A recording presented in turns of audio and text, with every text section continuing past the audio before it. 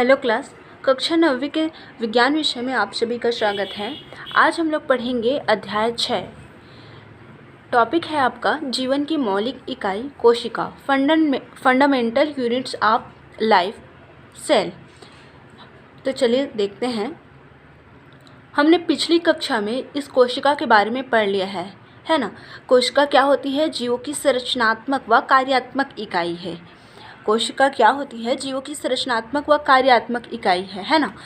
सबसे छोटी क्या है? वो यूनिट है जो मतलब हमारे शरीर के काम को करती है, और साथ में हमारा जो शरीर है, हमारा जो बॉडी बना हुआ है, उसकी सबसे छोटी इकाई भी कौन सी है? कोशिका ही है ना। हमारा जो शरीर होता है वो बॉडी ऑर्गेन से बना होता है। बॉडी ऑर्गेन टिश्यू से मिलकर के बना होता है, और टिश्यू सेल से मिलकर बना होता है। हमारे जो शरीर का अंग है वो किससे मिलकर के बना होता है? किससे मिलकर के बना होता है? उत्तक से। उत्तक जो होता है किससे मिलकर के बना होता है? कोशिका से। तो इस तरह से जो कोशिका होती है हमारे शरीर की सबसे छोटी इकाई होती है। हमने पिछले कक्षा में विभिन्न प्रकार के एक कोशिकीय, बहुकोशिकीय जीवों में कोशिका की आकृति व आकार में विविधता का अवलोकन किया है। इससे पहले आप लोग अमीबा, पैरामीशियम, यूग्लिना के बारे में पढ़ चुके होंगे, है ना। उनका चित्र भी आप लोग देख चुके होंगे। तो जो आपके अमीबा हो गए, पैरामीशियम, यूग्लिना, ये सभी क्या होते हैं? आपके एक कोशिकीय होते हैं। एक कोशिकीय का मतलब है कि उनका शरीर एक कोशिका से मिलकर के बना होता है। ठीक,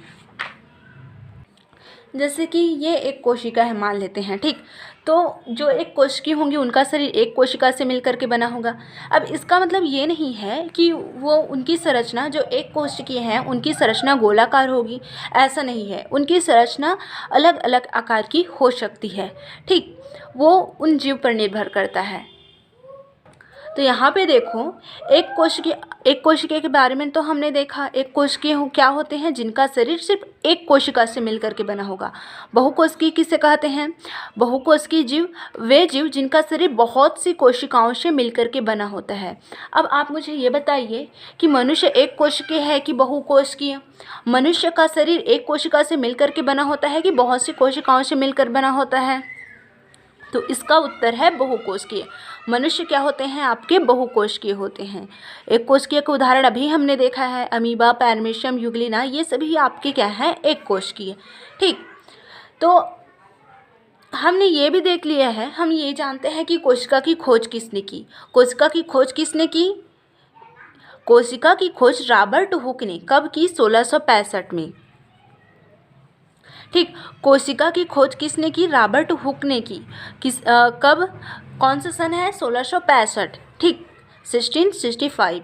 ठीक, तो उन्होंने किसमें की कोशिका की खोज? किसमें की? मतलब ज़मीन में, मिट्टी में, या फिर चावल में, गेहूं में, किसमें खोजा था कोशिका को? तो उसका आंसर है आपका कार्क की पतली काट की। कार्क की पतली काट में, मतलब कार्क में। ठीक, रॉबर्ट हुक ने सबसे पहले कोशिका की खोज की कार्क में, और कौन सा सन है? 1665। ठीक, याद रहेगा। अब इस जो उन्होंने खोज की उसका नाम क्या पड़ा? सेल। क्या नाम पड़ा? सेल। ठीक, तो अब हम लोग देखेंगे कि जो रॉबर्ट हुक थे उन्होंने किस प्रकार की कोशिका की खोज की थी और वो दिखने में कैसा था। ठीक, हम लोग यहाँ पे तरह तरह की कोशिकाओं का अवलोकन करेंगे। यहाँ पे एक क्रियाकलाप है, क्रियाकलाप पहला। इसमें देखते हैं, इन क्रियाकलाप में आपको ब्लेड चाहिए, स्लाइड चाहिए, कवर स्लिप चाहिए। यहाँ पे स्लाइड क्या होता है?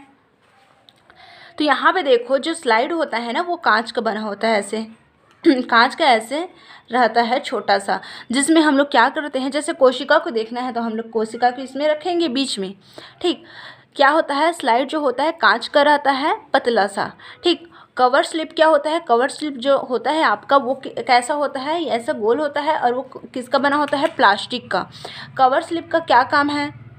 देखो, कवर स्लिप को हम लोग ढकने का काम करेंगे। जैसे कि मान लेते हैं यहाँ पे हम लोग कोई कोशिका को रखे हैं, छोटा सा कोशिका है। ठीक, मतलब सॉरी, कोशिका को तो नहीं रख सकते, मतलब जैसे मान लेते हैं पत्ती है। ठीक, पत्ती को इतना हम लोग काटे हैं और हमें देखना है कि इस पत्ती के आधे भाग की कोशिका कैसी दिखती है। तो इस पत्ती को हम लोग यहाँ पे रखेंगे, ठीक, आधी पत्ती को यहाँ पे हम लोग रखे हैं, ये है आपकी आधी पत्ती।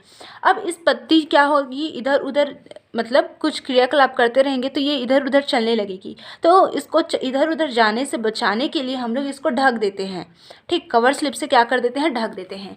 तो यहाँ पे आपका जो स्लाइड होगा वो कांच का बना रहेगा, कवर स्लिप क्या होगी, प्लास्टिक की ऐसी गोलाकार संरचना होती है जिसको हम लोग क्या करते हैं, प्रैक्टिकल करते हैं ना, तो उसके ऊपर में ढकते हैं। ठीक, इतना समझ में आ गया। अब क्या लेना है, माचिस की तीली। तो ये तो पता है माचिस की तीली क्या होती है, ये है माचिस की तीली, ठीक। रियो की पत्ती, रियो क्या होता है, रियो की पत्ती वो मतलब एक पौधा है, उसकी आपको पत्ती लेनी है, ठीक। और क्या लेना है, आइसक्रीम की चम्मच लेनी है, छोटा सा चम्मच, ठीक। और क्या लेनी है, लाल स्याही और एक माइक्रोस्कोप मतलब सूक्ष्मदर्शी। अब आगे देखते हैं क्रियाकलाप क्या है। तो यहाँ पे देखो, माचिस की तीली की काट देखने के लिए, माचिस की तीली की काट देखने के लिए माचिस की एक तीली लेकर 1 घंटा पानी में भिगोकर रखें। हमें माचिस की तीली में इसकी कोशिका को देखना है, तो 1 घंटे के लिए इसको पानी में डुबा दिए रहेंगे, ठीक। अब उसके बाद क्या करेंगे, अब ब्लेड से इसकी पतली काट लेकर, ब्लेड से क्या करेंगे, ब्लेड से इसको पतला, बहुत पतला, जैसे कि यहाँ तक मान लेते हैं काट दे रहे हैं, ठीक, बहुत पतला, जितना पतला हो सके उतना काटना है, ठीक, इतना को ऐसे करके काट देंगे, ठीक। अब इस काट को हम लोग लेकर किस में लेना है, स्लाइड में। स्लाइड क्या होता है, कांच का बना रहता है, ये है आपका स्लाइड, ये है आपका स्लाइड जो कांच का बना रहेगा,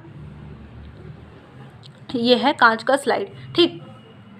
तो इसमें क्या करना है, जो हम लोग माचिस की तीली को काटे हैं ना, उसका काट निकाले हैं। काट मतलब माचिस की जो तीली है आपकी, उसको पीछे से छोटा सा बहुत पतला सा काटेंगे और इस स्लाइड में उसको रखेंगे, ठीक। और इसके ऊपर में 1 बूंद पानी को डालेंगे, इसी के ऊपर में क्या डालेंगे, 1 बूंद पानी। अब क्या करेंगे, इसके ऊपर में 1 बूंद पानी डालनी है। उसके बाद इसको कवर स्लिप डालना है, कवर स्लिप जो प्लास्टिक का बना होता है पतला सा, इसको डाल देना है इसके ऊपर में। उसके बाद इसे सूक्ष्मदर्शी से देखेंगे। देखो, सूक्ष्मदर्शी की आवर्धन क्षमता निम्न होती है, उच्च होती है, मध्यम होती है, कम ज़्यादा होती है। मतलब उसको हम लोग छोटा करके भी देख सकते हैं और छोटा, और इसको बहुत इसका आकार को बढ़ा कर भी देख सकते हैं, किसमें, माइक्रोस्कोप में, सूक्ष्मदर्शी में, ठीक।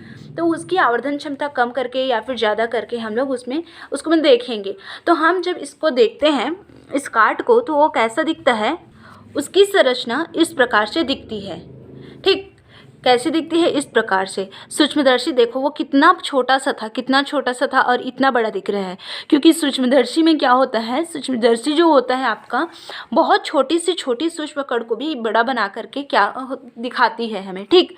तो सबसे पहले क्या करना है, माचिस की तीली लेनी है और माचिस की तीली को क्या करना है, माचिस की तीली की पतली काट लेनी है, मतलब इसको पतला, पीछे से पतला से क्या करना है, काटना है बहुत पतला। उसके बाद क्या करना है, उसके बाद इसे क्या स्लाइड में रखना है। स्लाइड के ऊपर में 1 बूंद पानी डालना है, पानी के ऊपर में क्या डालेंगे, कवर स्लिप लगाएंगे। कवर स्लिप के ऊपर में उसमें हम लोग देखेंगे सूक्ष्मदर्शी से कि वो कैसा दिखता है, तो देखने में वो ऐसा आएगा, ठीक। देखो, जब हम लोग इसको पानी में नहीं डुबाएंगे तो क्या होगा, पानी में नहीं डुबाएंगे तो ये तो पहले आसानी से कट नहीं पाएगा, साथ में क्या होगा, जब हम लोग पानी डालते हैं ना इसमें, मतलब जब माचिस की तीली को पानी में डुबाते हैं तो क्या होता है, इसके अंदर में पानी क्या होती है, घुसती है। इस तीली के अंदर में क्या होती है, पानी घुसती है, जिससे हमें रिक्त स्थान की भी क्या होता है, स्पष्ट रूप से दिखाई देता है, ठीक। तो इस कारण हम लोग क्या करेंगे, माचिस की तीली को सबसे पहले 1 घंटे के लिए पानी में डुबाएंगे, उसके बाद इसको काटेंगे ना। तो यहाँ पे जो चित्र है वो कौन सा चित्र है, ये वही चित्र है जो रॉबर्ट हुक ने 1665 में जिसको मतलब काट की जो पतली पतली काट होती है उसको देखकर बनाया था। ये वही चित्र है जिसको 1665 में रॉबर्ट हुक ने कार्क की पतली काट को सूक्ष्मदर्शी से देखा और बनाया था। इसी तरह से चित्र रॉबर्ट हुक ने बनाया था। कब? 1665 में, जब उन्होंने सबसे पहले कोशिका को देखा। ठीक। अब आगे एक और क्रियाकलाप है यहाँ पे पत्ती का। पत्ती की कोशिकाओं का अवलोकन। देखो, जैसा यहाँ पे है ना, जैसा यहाँ पे प्रैक्टिकल क्रियाकलाप दिया गया है, वैसे ही आप प्रत्येक पौधे की या फिर जड़ की या फिर तना की या फिर किसी जीव की कोशिका की, प्रत्येक कोशिका की संरचना को देख सकते हैं। ठीक। तो यहाँ पे देखते हैं पत्ती की कोशिकाओं का अवलोकन। सबसे पहले क्या लेना है? रियो की पत्ती। रियो की पत्ती की निचली सतह से एक परत निकालकर स्लाइड में रखें। रियो की पत्ती की निचली सतह से एक परत निकालकर स्लाइड में रखें। इसका मतलब ये है कि आपको एक रियो की पत्ती लेनी है। ठीक। ये रियो की पत्ती नहीं है, वो क्या है, दूसरी दिखती है। यहाँ पे जो पत्ती मिला है उसको मैं ली हूँ ना, तो यहाँ पे क्या करेंगे, ये उसका ऊपरी सिरा है ना, ये उसका क्या है, ऊपरी सिरा है, और ये क्या है, उसका निचला सिरा। तो निचले सिरे को जब हम लोग झटके के साथ तोड़ेंगे ना, ठीक, झटके के साथ तोड़ेंगे तो क्या होगा, यहाँ पे देखिए, तो जब पत्ती को हम लोग लेते हैं और उसको पीछे से, ये ऊपरी सिरा है और ये उसका पिछला सिरा है, ऐसे झटके के साथ तोड़ते हैं ना, तो यहाँ पे ये तो हरा भाग है, हरा भाग के ऊपर में एक सफ़ेद परत दिखाई देती है, सफ़ेद पतली परत। ठीक। जैसे कि यहाँ पे अगर मैं रखूँ तो यहाँ पे देखो, जो सफ़ेद परत है ना ऊपर की ओर, ये है, ये क्या है, उसकी सफ़ेद परत। ठीक। इसमें देखिए, यहाँ पे क्या है, हरा भाग है, और जब उसको झटके के साथ तोड़ते हैं ना, तो उसके ऊपर में जो ये सफ़ेद परत होती है उसी को हमें लेना है। यहाँ पे जो सफ़ेद परत दिख रहा है ना, उसको क्या करना है, उसको ब्लेड से या फिर किसी धार वाली चीज़ से, नुकीली चीज़ से क्या करना है, उसको काटना है। ठीक। तो यहाँ पे मुझे सफ़ेद परत मिल गया है, ये है। ठीक। ये क्या है, उसका सफ़ेद परत है। ठीक। तो इसको यहाँ पे मैं रख देती हूँ। ये क्या है, उसका सफ़ेद परत। ये ऊपर जो ग्रीन दिख रहा है वो नहीं है ना, यहाँ पे जो सफ़ेद परत दिख रहा है वो है। तो इसको क्या किस में लेना है आपको, एक स्लाइड में। स्लाइड कैसा रहता है, अभी मैंने बताया था आपको। स्लाइड कैसा रहता है, ऐसे रहता है, कांच का, है ना, ऐसे कांच का रहता है। उसके ऊपर में हम लोग किसको रखेंगे, इस पतली परत को। ठीक।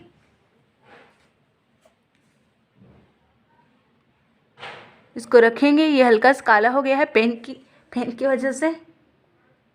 ठीक। तो इसको हम लोग किस में रखेंगे, इस स्लाइड में। उसके बाद इस स्लाइड के ऊपर में हम लोग 1-2 बूंद पानी को डालेंगे। पानी को डालने के बाद इसके ऊपर में हम लोग क्या रखेंगे, जो कवर स्लिप आता है ना प्लास्टिक का, प्रैक्टिकल लैब में आसानी से मिल जाएगा, उसके बाद उसको रखेंगे। ठीक। उसके बाद इसके ऊपर से सूक्ष्मदर्शी की सहायता से इसको देखेंगे। क्या क्या रखेंगे, सबसे पहले हम लोग क्या किए हैं, जो वो होता है, पत्ती होता है, उसके पिछले वाले सिरे को झटके के साथ काटे हैं।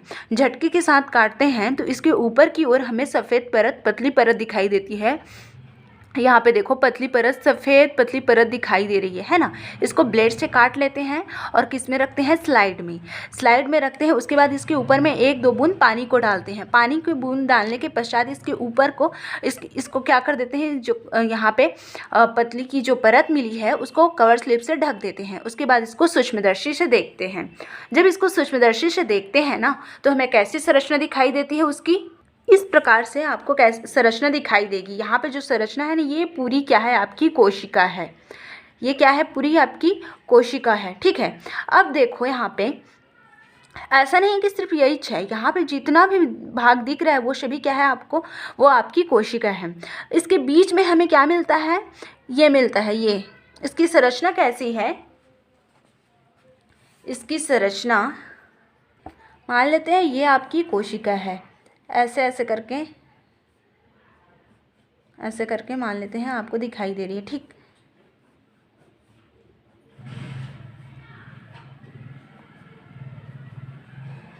ऐसे करके। और बीच में क्या दिखाई देता है, ऐसे करके कुछ संरचना दिखाई देती है ना।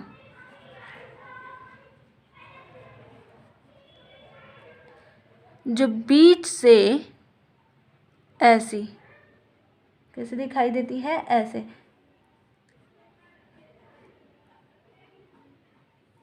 ठीक, तो यहाँ पे जो ऊपर में दिख रहा होता है ये पूरी तरीके से ढका हुआ रहेगा। ठीक, ये जो ऊपर में दिख रहा होता है वो है आपकी रक्षी कोशिका, जिसको हम लोग गार्ड सेल कहते हैं। क्या है, रक्षी कोशिका। ऊपर का जो दिख रहा है वो क्या है, आपकी रक्षी कोशिका। और यहाँ पे जो बीच में छेद दिख रहा है ये क्या होता है, आपका स्टोमेटा। स्टोमेटा मतलब रंध्र, रंध्र मतलब छिद्र। ये क्या होता है, आपका स्टोमेटा। ठीक, यहाँ पे जैसे दिख रहा है, देखो एक गोल है, ये एक गोलाकार संरचना है और इसके बीच में यहाँ पे जो दिख रहा है तो इसके बीच में छोटा सा छेद है। तो ये जो ऊपर का दिख रहा है ये सभी, ये आपकी रक्षी कोशिका है। और बीच में जो छेद दिख रहा है वो क्या है, आपका रंध्र, स्टोमेटा।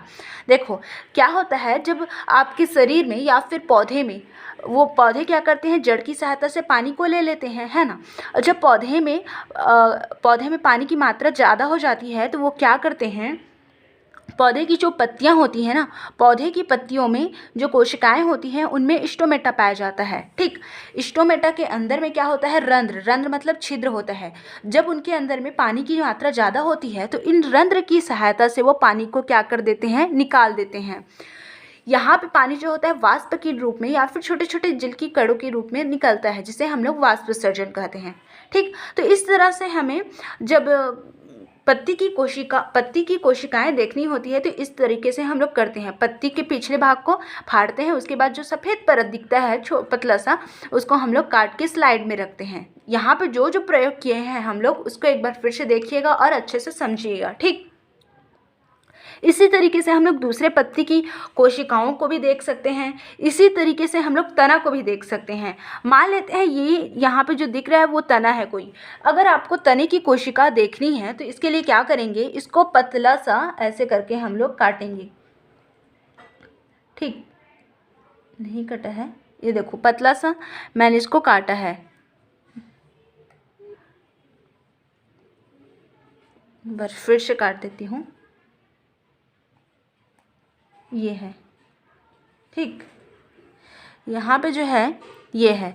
इस तने का अगर करना है तो ऐसे करके पतला सा हम लोग उसके तने को, पौधे के तने को या फिर पत्ती के तने को क्या कर लेंगे, काट लेंगे। अगर जड़ का करना है तो उसके जड़ को निकाल के ऐसे पतला सा काट लेंगे। ठीक, तो यहाँ पे जितना पतला हो सके उसे काटना होता है। तो ये होती है पत्ती की कोशिकाओं का। अब इसमें जैसे हमने अभी किया है, स्लाइड में रखेंगे, पानी की बूंद डालेंगे, उसके बाद कवर स्लिप लगाएंगे, उसके बाद इसको देखेंगे तो इसकी कोशिकाएं हमें दिखाई देगी।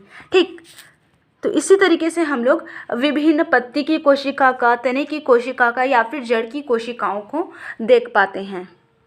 तो अब यहाँ पे आगे देखते हैं। कोशिकाएं देखने के लिए हमें अक्सर सूक्ष्मदर्शी की मदद लेनी पड़ती है ना। मगर नींबू, संतरा जैसे फलों में रस भरा एक छोटा भाग, मछली और मुर्गी के अनिषेचित अंडे इत्यादि कोशिकाएं हैं। नींबू, संतरा जैसे फलों का रस भरा एक छोटा भाग और मछली और मुर्गी के अनिषेचित अंडे। अनिषेचित मतलब जो बिना निषेचन के होते हैं, बिना फर्टिलाइजेशन के। वो अनिषेचन का मतलब आप लोग आगे पढ़ोगे तो समझ जाओगे। ठीक, तो उसके अंडे इत्यादि क्या है, कोशिकाएं हैं जिन्हें हम बिना सूक्ष्मदर्शी से देख पाते हैं। मतलब क्या है, इन कोशिकाओं का आकार बड़ा होता है, इसी कारण इसे देखने के लिए हमें सूक्ष्मदर्शी की ज़रूरत नहीं होती है। यहाँ तरह तरह की कोशिकाओं के चित्र दिए गए हैं, इनका अवलोकन आप लोग करें। यहाँ पर देखो तंत्रिका कोशिका दी गई है, पेशी कोशिकाएं हैं, रेखित कोशिकाएं हैं, ये अरेखित कोशिकाएं हैं, हृदयक पेशी है, ये रक्त कोशिकाएं हैं, ग्रंथि कोशिकाएं, और यहाँ पे है आपकी अस्थि कोशिकाएं, यहाँ पे शुक्राणु, अंडाणु, ये है आपका शुक्राणु और ये है आपका अंडाणु। इसको देखिए कैसे कैसे चित्र हैं। अस्थि कोशिकाएं मतलब हड्डी की कोशिकाएं। शुक्राणु क्या होता है, जो मेल होते हैं उनमें होता है। अंडाणु किस में होता, मेल मतलब जो पुरुष होते हैं उनमें शुक्राणु वो रहता है, और जो अंडाणु जो होता है, जो फीमेल है, महिलाएं होती हैं, उनमें रहता है। रक्त कोशिकाएं सभी में पाई जाती है, ग्रंथि कोशिकाएं भी सभी में, महिला पुरुष दोनों में, तंत्रिका कोशिका भी, पेशी कोशिका भी, रेखित कोशिका, रेखित, ये सभी क्या होती हैं, सभी पुरुष महिला दोनों में पाई जाती हैं। ठीक, यहाँ पे शुक्राणु जो होता है ये सिर्फ पुरुषों में, और अंडाणु ये सिर्फ महिलाओं में होता है। यहाँ पे आश्चर्य की बात यह है कि इतने अंतर के बावजूद, चाहे एक कोशिकीय जीव हो या फिर बहुकोशिकीय, इनमें सारी मूल जैविक क्रियाएं पोषण, श्वसन, प्रजनन, उत्सर्जन आदि कोशिकाओं में चलती रहती है। देखो यहाँ पे सभी कोशिकाओं की संरचना क्या है, अलग अलग है। यहाँ पे कोशिका की संरचना अलग अलग होती है, फिर भी क्या होती है, जो आपकी पोषण है, पोषण मतलब भोजन को हम लोग ग्रहण करते हैं, मुंह में ले जाते हैं, मुंह के बाद क्या होता है, वो शरीर के अंदर में जाता है, उसके बाद वहाँ पे पचना चालू होता है ना। तो ये क्या है, आपका पोषण है। श्वसन क्या है, हम लोग ऑक्सीजन लेते हैं, CO2 छोड़ते हैं, ये क्या है, श्वसन है। प्रजनन क्या होता है, अपने ही समान संतति, अपने ही समान बच्चे पैदा करना, ये क्या होता है, प्रजनन। उत्सर्जन क्या होता है, हमारे शरीर में कुछ हानिकारक पदार्थ होते हैं, उनको अपने शरीर से निकालना, जैसे कि पसीना हो गया, पसीना क्यों निकालते हैं ना, और क्या हो गया, मूत्र हो गया, मल हो गया, ये सभी क्या है, उत्सर्जन में आ जाएंगे। तो क्या होता है, जो सभी मूल जैविक क्रियाएं हैं आपकी, श्वसन, प्रजनन, उत्सर्जन, पोषण, ये सभी किसके द्वारा होती है, कोशिकाओं के द्वारा ही होती है। बहुकोशिकीय में क्या होती है, बहुकोशिकीय मतलब वो बहुत से कोशिकाओं से मिलकर बनी होती है। इसी कारण ये जैविक क्रियाएं जो है आपकी, वो बहुकोशिकीय में तो अलग अलग कोशिकाएं होती हैं। बहुकोशिकीय में क्या होता है, बहुकोशिकीय जो होता है उनमें अलग अलग कोशिकाएं होती है, अलग अलग कोशिकाएं हैं, जैसे कि तंत्रिका कोशिका है। ये तंत्रिका कोशिका क्या काम करेगी, सोचने समझने का काम करेगी, है ना। यहाँ पे जो तंत्रिका कोशिकाएं होती है वो सोचने समझने का काम करती है। और क्या होती हैं, हृदय, यहाँ पे जैसे कि रक्त कोशिकाएं हैं, ये क्या करेगी, ऑक्सीजन का परिवहन करना, इधर से उधर ले जाना, है ना। तो यहाँ पे बहुकोशिकीय में बहुत सी कोशिकाएं होती हैं जो अपना अलग अलग काम करती रहती है ना। ये कोशिकाएं अलग काम करेगी, ग्रंथि कोशिकाएं अलग काम करेगी, तंत्रिका कोशिकाएं अलग, रेखित कोशिकाएं अलग। लेकिन जो एक कोश की होती हैं, जिनका शरीर सिर्फ एक ही कोशिका से मिलकर बना होता है, वो उनमें एक ही कोशिका पूरा सभी काम करेगी। एक ही कोशिका ऑक्सीजन को लाएगी, CO2 को निकालेगी, वही कोशिका क्या करेगी, रक्त को क्या करेगी, साफ करेगी। वही कोशिकाएं क्या करेगी, ऑक्सीजन को लाएगी, CO2 को निकालेगी, मतलब श्वसन काम करेगी। वही कोशिकाएं उत्सर्जन, मतलब सभी काम एक ही कोशिका को करना पड़ता है, किसमें, एक कोशिकीय में।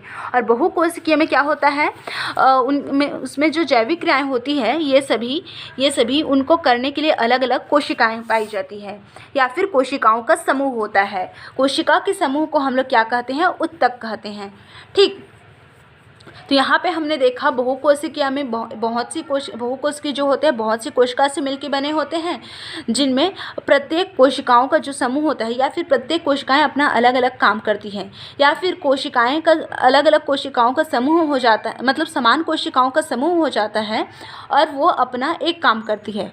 कोशिकाओं के समूह को हम लोग क्या कहते हैं, उत्तक कहते हैं। ठीक, तो आज के लिए बस इतना ही, आगे हम लोग देखेंगे और कोशिकाओं के बारे में।